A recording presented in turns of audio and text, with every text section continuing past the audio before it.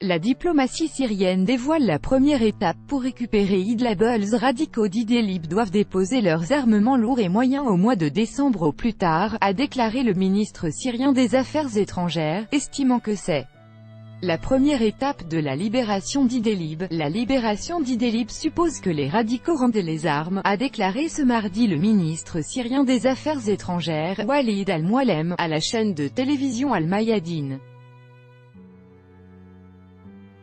La première étape de la libération d'Idlib est la remise des armes lourdes et moyennes par les radicaux en décembre au plus tard, a-t-il souligné.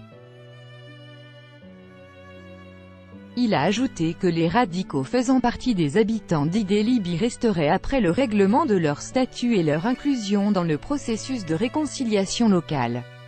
Toutefois, les mercenaires étrangers devront quitter Idlib de la même manière qu'ils y sont venus.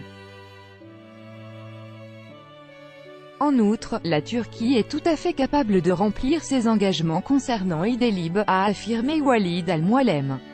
Nous devons attendre le 15 octobre pour y voir plus clair, mais j'estime que la Turquie remplira ses engagements, a-t-il noté.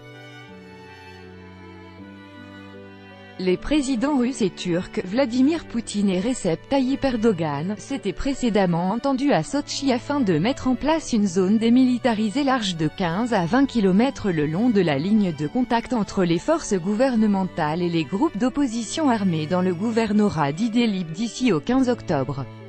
Les ministres de la Défense des deux pays ont signé de leur côté un mémorandum sur la stabilisation de la situation dans la zone de désescalade d'Idlib.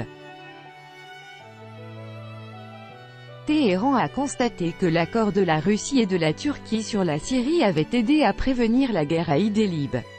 La Russie, l'Iran et la Turquie sont garants de la trêve en Syrie plongée dans un conflit armé depuis 2011.